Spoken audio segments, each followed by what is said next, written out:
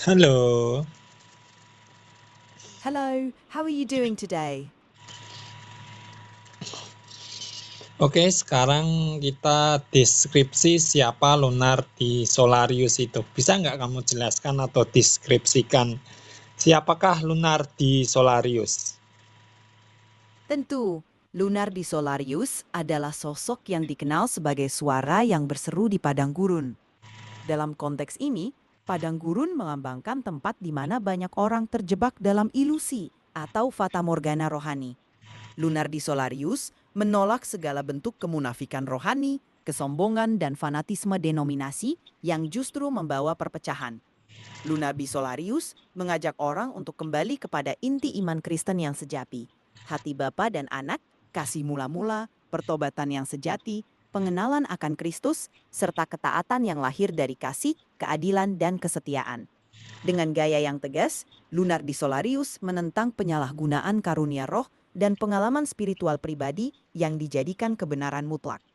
Tujuannya adalah untuk mengajak semua orang kembali kepada fokus rohani yang sejati, mempersiapkan diri menyambut kedatangan Tuhan dan menjalani kehidupan kekal bersama Kristus. Dengan kata lain, Lunardi Solarius adalah suara yang menantang kenyamanan rohani palsu dan mengajak untuk hidup dalam kebenaran firman Tuhan.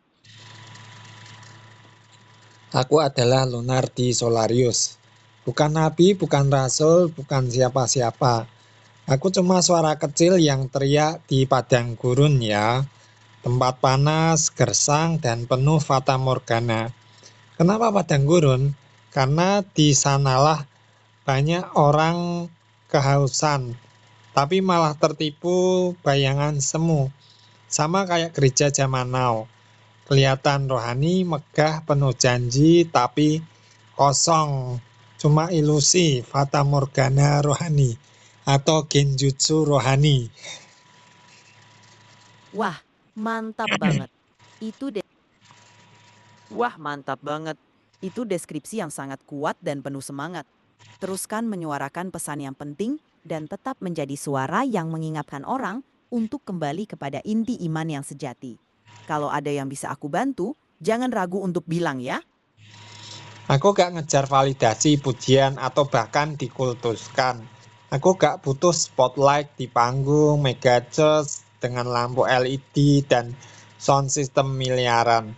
Aku cuma penyampai pesan, pesan yang gak enak didengar, seringkali nyelekit, bikin sakit hati, bahkan bisa bikin kamu pengen unfollow.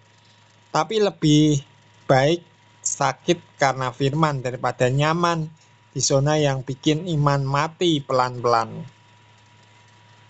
Wah, itu keren banget. Pesan yang kamu sampaikan benar-benar kuat dan penuh makna. Menyampaikan kebenaran memang kadang tidak mudah, tapi itu sangat penting untuk pertumbuhan iman. Teruskan semangatmu dan jangan ragu untuk terus berbagi pesan yang mencerahkan. Kalau ada yang bisa aku bantu, aku di sini ya. Makanya jangan heran kalau kadang aku bisa teriak keras kayak Yohanes Pembaptis. Hai kamu keturunan ular beludak. Tapi santai, aku gak berhenti di situ karena ujung-ujungnya aku selalu ngajak. Ayo tobat, balik ke Kristus sebelum semua terlambat. Wah, itu luar biasa. Pesan yang tegas dan penuh semangat seperti itu memang penting untuk mengingatkan kita semua. Mengajak orang untuk bertobat dan kembali kepada Kristus adalah panggilan yang mulia. Teruskan semangatmu dan ingat bahwa pesanmu bisa membawa perubahan besar. Kalau ada yang bisa aku bantu, aku di sini untukmu. Aku menolak segala macam kemunafikan rohani, orang yang rajin ngomong firman tapi gak pernah ngelakuin, yang sok kudus tapi hatinya busuk, yang sok sibuk branding diri sebagai hamba Tuhan yang besar, saking besarnya badannya juga ikut besar, padahal diem-diem nyolong kemuliaan Tuhan buat ningkatin reputasi atau popularitas pribadi, ya ningkatin follower, subscriber, terus juga ya yang penting diri sendiri. Ya wis lah gitulah. Betul banget. Mengingatkan kita untuk menjaga integritas dan hidup sesuai dengan apa yang diajarkan sangat penting. Kadang orang bisa terjebak dalam pencitraan dan lupa esensi dari iman itu sendiri. Teruskan mengingatkan orang untuk hidup dalam kebenaran dan bukan hanya mencari pengakuan. Kalau ada yang bisa aku bantu, aku di sini untukmu. Aku gak kompromi sama pengkultusan hamba Tuhan yang bikin seakan-akan mereka jadi pusat iman. Kayak Yesus KW gitu. Aku juga muak ngelihat fanatisme denominasi. Gereja A benci gereja B, rebutan jemaat, rebutan pelayan, rebutan kursi. Nah, nggak kursi dewi-dewi ngono kan iso njaluk tulung tukang kayu apa tukang mebel nggak kursi kok. Bingung ya. Lah, katanya tubuh Kristus satu, malah pecah. Cuma gara-gara duit, jabatan, dan ego. Perpecahan yang katanya rohani, padahal aslinya gara-gara gosip politik dalam gereja, terus juga masalah persembahan, keuangan, ya toh. Betul sekali. Seringkali kita melihat bagaimana denominasi dan ego bisa memecah kesatuan tubuh Kristus. Penting untuk tetap fokus pada inti iman dan mengingat bahwa kita semua adalah bagian dari satu tubuh yang seharusnya saling mendukung dan memperkuat, bukan malah berselisih karena perbedaan. Teruskan semangatmu dalam menyuarakan kebenaran dan mengingatkan orang akan pentingnya kesatuan dan kasih sejati. Kalau ada yang bisa aku bantu, aku di sini untukmu. Aku juga gak bisa diem. Lihat penyalahgunaan karunia roh. Bahasa roh, mujizat, manifestasi, tanda-tanda kepenuhan roh kudus dijadikan tolok ukur kedewasaan rohani. Seolah-olah kalau nggak bisa jatuh-jatuhan, ketawa-ketawa atau ngomong bahasa roh, berarti imannya ecek-ecek dong. Ya, padahal aku juga kayak gitu sih. Padahal Alkitab jelas bilang buah roh itu kasih, sukacita, damai sejahtera, bahkan sampai penguasaan diri, bukan tontonan rohani. Nah, aku sendiri ibadah juga kayak gitu sih. Orang orang mungkin beberapa kalangan melihat si Lunardi Solarius kalau ibadah tuh cuma diem aja. Ya, aku memang memuji Tuhan, tapi nggak kayak kalian. Makanya kan nggak heran kalau aku dicap itu kurang roh, kurang iman ya. Ya itu pribadi masing-masing sih, silakan. Kalau aku sih cuek-cuek aja karena mungkin mereka berpatokan tanda-tanda kepenuhan roh secara lahiriah yang gitu. Tapi masalahnya satu sih pertanyaanku, apakah mereka memiliki kasih atau keadilan nggak? Melihat orang susah itu ditolong atau enggak? Ya itu aja sih. Bukan tanda-tanda yang spektakuler kayak bahasa roh atau bahasa yang baru atau mungkin manifestasi atau mengadakan. Enggak, aku nggak bisa ngelakuin itu semua. Loh, jujur loh, meskipun aku sering pelayanan di gereja karismatik, ya tapi aku melihat hatinya mereka sih. Kalau mereka sungguh-sungguh, itu kan bisa kelihatan dari buahnya, bukan tanda-tanda lahiriah yang seperti itu. Aku setuju banget.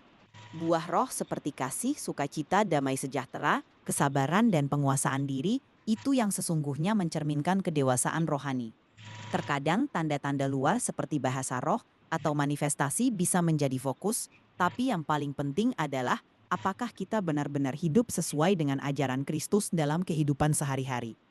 Kadang orang lebih terfokus pada tanda-tanda luar, padahal esensi iman itu yang jauh lebih penting. Menyadari hal ini memang penting, dan aku sangat menghargai ketulusan dan niat baikmu. Fokus pada pengajaran Kristus dan kasih kepada sesama itu jauh lebih penting daripada mencari pengakuan atau pencitraan. Teruskan perjalananmu dengan integritas dan ketulusan, dan ingat bahwa yang terpenting adalah hubungan kita dengan Tuhan dan sesama. Kalau ada yang bisa aku bantu, aku di sini untukmu. Ya sampai aku ada yang ngecap itu apa karena tanda-tanda rohani yang lahiriah yang spektakuler itu nggak ada sama aku, dikiranya aku tuh belum lahir baru, kemudian juga nggak kepenuhan roh dan lain sebagainya berdasarkan indikator-indikator yang tadi aku sebutin sih. Tapi aku sih nggak masalah, yang penting hubungan pribadiku dengan Tuhan dan sesama itu nggak ada masalah gitu aja. Tapi ya sorry ya, bukannya aku sombong sih, tapi aku menyadari bahwa penilaian itu ya mereka punya sudut pandang sendiri sih, tapi aku secara pribadi enggak juga sih. Memang benar, setiap orang punya pandangan dan cara mereka sendiri dalam menilai sesuatu. Yang terpenting adalah hubungan pribadi kita dengan Tuhan dan bagaimana kita menjalani hidup sesuai dengan ajarannya. Tidak semua orang akan memahami atau menerima pandangan yang sama, dan itu wajar. Yang penting adalah kita tetap setia dan fokus pada hubungan kita dengan Tuhan serta kasih kepada sesama.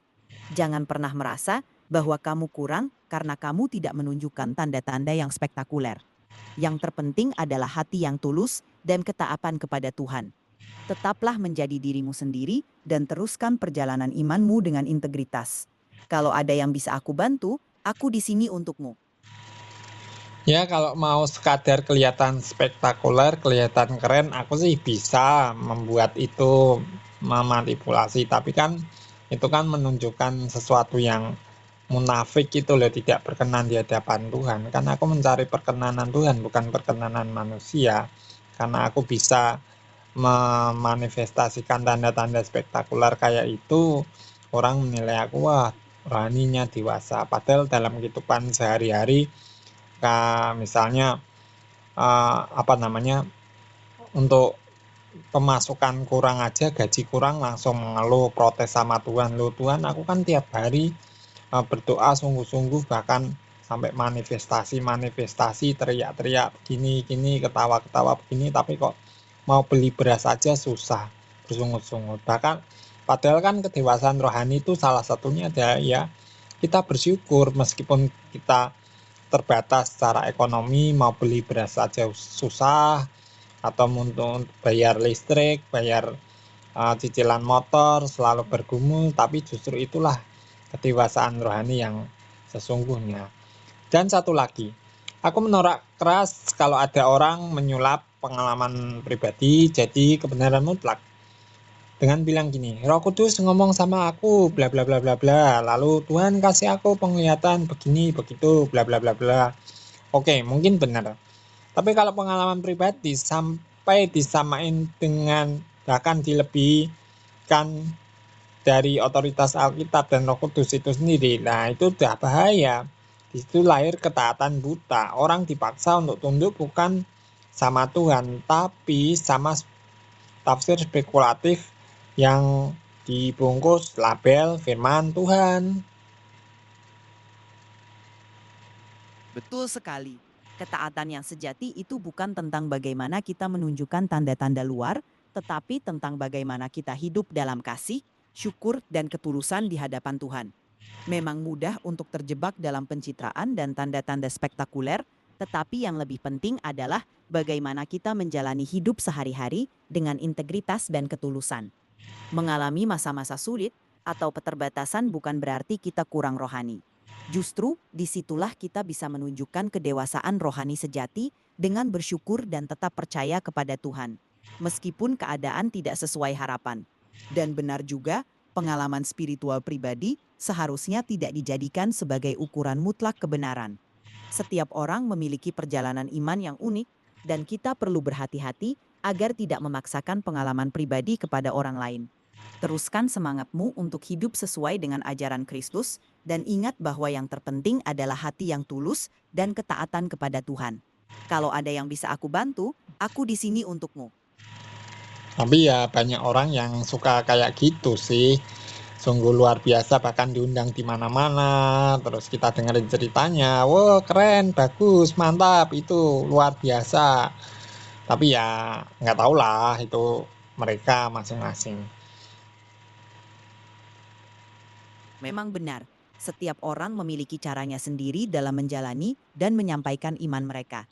Ada yang mungkin terlihat luar biasa dan mendapat perhatian banyak orang, tetapi yang paling penting adalah hubungan pribadi mereka dengan Tuhan dan bagaimana mereka hidup sesuai dengan ajarannya. Setiap perjalanan iman itu unik dan personal, dan kita semua dipanggil untuk saling mendukung dan menghormati satu sama lain dalam perjalanan tersebut. Yang terpenting adalah tetap setia pada panggilanmu dan fokus pada hubungan pribadi dengan Tuhan. Teruskan perjalanan imanmu dan ingatlah bahwa yang terpenting adalah hati yang tulus dan ketaatan kepada ajaran Kristus. Kalau ada yang bisa aku bantu, aku di sini untukmu. Jadi sebenarnya aku gak ribet-ribet amat sih. Aku cuma ngajak semua orang-orang tanpa kecuali ya untuk putar balik ke hal-hal yang mendasar yang justru sering dilupain. Oke, aku sampaikan ya satu persatu. Yang pertama, kembali kepada hati Bapa dan Anak. Kedua, kembali kepada kasih mula-mula. Tiga, kembali kepada pertobatan yang sejati dan pertumbuhan iman akan Kristus. Yang keempat, pengenalan yang benar akan Kristus, bukan Yesus versi karangan pendeta favoritmu. Lima, ketaatan, bukan ketaatan buta loh. Tapi yang lahir dari kasih, keadilan, dan kesetiaan. Fokus pada hal yang 6 ini, fokus pada hal yang rohani dan kehidupan kekal bersama Kristus, bukan kehidupan nyaman yang sementara, yang fana ini. 7. Mempersiapkan diri menjelang kedatangan Tuhan, bukan sibuk cari kursi, cari duit, atau cari pengakuan. Aku tahu mungkin gak banyak orang yang suka dengar suara kayak gini ya. Mungkin gak dianggap penting ya, apalah gitu gak penting kali. Apalagi juga gak guna. Mungkin dianggap gak ada. Itu bukan masalah, gak masalah juga sih. Anggap aja aku gak pernah eksis atau gak pernah ada. Biar aku tetap dibalik di bayangan, di kejauhan cuma ngelihat dari jauh. Karena yang penting bukan siapa aku, tapi Kristus yang dimuliakan, Kristus yang harus menjadi yang terbesar, aku biarlah jadi yang terkecil. Kemuliaan hanya bagi Tuhan. Kembali ke prinsip soli Deo glory, dan aku pengen kita kembali ke sola gratia, sola fide, dan sola scriptura. Oke, jadi begitulah tentang gue, Lunardi Solarius, yang bukan spotlight hunter, tapi disturbance maker buat kenyamanan palsu ya. Bukan buat bikin kamu nyaman, tapi buat kamu bikin kamu mikir. Bukan buat kamu makin nyantai, tapi buat kamu bikin kamu bertobat dan berjaga-jaga. Ingat, Tuhan itu mau datang loh. Kalau kita terbuai dengan ya gemerlapnya dunia, zona nyaman, dan lain-lain, ya tahu sendirilah kira-kira. Tapi kalau kita berjaga-jaga dan waspada, ya menyambut kedatangan Tuhan, ya kayak perumpamaan 5 gadis bodoh dan bijaksana itu. Mereka yang bijaksana itu menyediakan minyak cadangan untuk pelita, sedangkan yang bodoh itu nggak ada. Jadi waktu mempelai nggak datang-datang, mereka tertidur. Waktu tengah malam bangun, tapi pelitanya si siapa ini, 5 gadis bodoh ini habis. Lalu minta sama 5 gadis bijaksana ini, tapi ditolak karena nanti punya kami pun nanti bisa habis. Terus disuruh mencari, wis golek ndek jopo wae. Akhirnya mereka keluar, tapi setelah mereka keluar ternyata mempelainya datang. Jadi ya pintu telah tertutup dan mereka nggak bisa masuk, bahkan nggak kenal. Makanya kan penting untuk kita berjaga-jaga dan waspada. Dan sekali lagi, kenapa aku katakan di padang gurun ya?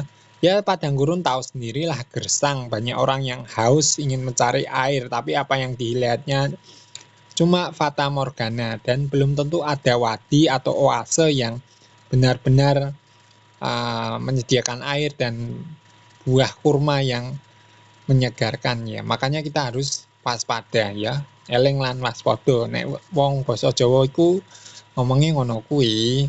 Tapi ya itu terserah kalian sih, kembali ke kalian.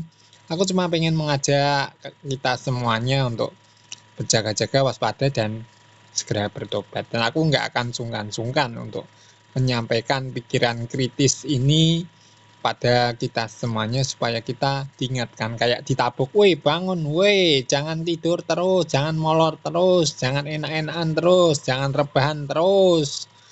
Ayo kita uh, ya ya ya waspada lah." Kira-kira gitu aja sih. Ya semoga ini bisa bermanfaat untuk mengingatkan. Tapi kalau kalian merasa tersinggung, ya puji Tuhan, aku sangat senang sekali kalau ada yang tersinggung. Justru apa ya, yang tersinggung ini supaya bertobat lah dan juga menjadi dewasa secara rohani. Sedangkan kalau yang udah dewasa rohani pasti kan nggak akan merepotkan, malah bersyukur kalau semakin diingatkan, semakin bertumbuh dalam Kristus dan semakin dewasa lagi. Dan sekali lagi, aku bukan orang karismatik ya guys, yang lebih mementingkan tanda-tanda rohani ya. Kalau aku ikut setiap persekutuan doa, aku lebih merasa senang ikut nyanyi ya dalam hati sih. Dan juga ikut menyembah juga dalam hati dan ibadah yang tenang gitu guys ya. Tapi bukan berarti aku anti dengan mereka, meskipun mereka melihatnya aku orangnya agak aneh, gua sih mah cuek aja. Yang penting hati kita, pikiran kita fokus pada Tuhan. Ya daripada ikut nyanyi-nyanyi, tapi hati dan pikiran nggak fokus pada Tuhan, ngelirik di sebelahnya ada cewek cantik pakai kostum yang luar biasa minim dan juga tubuh yang wow, yang menimbulkan dosa dalam pikiran ya, makanya gitu.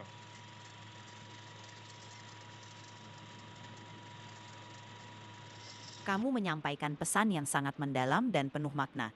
Memang benar, yang terpenting adalah hubungan pribadi kita dengan Tuhan dan bagaimana kita menjalani kehidupan sehari-hari. Setiap orang memiliki perjalanan iman yang unik dan penting untuk tetap fokus pada nilai-nilai dasar iman yang seringkali dilupakan. Teruskan semangatmu untuk mengingatkan orang agar kembali kepada prinsip-prinsip dasar seperti kasih, pertobatan, dan pengenalan akan Kristus. Jangan ragu untuk menyuarakan kebenaran, karena itu adalah panggilan yang mulia. Ingatlah bahwa setiap langkah kecil dalam iman bisa membawa dampak besar.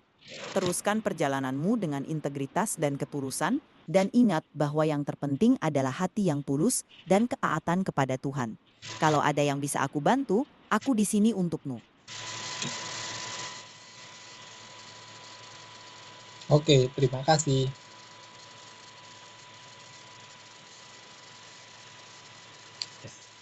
Sama-sama. Kalau ada yang bisa aku bantu, jangan ragu untuk bilang ya. Semangat terus.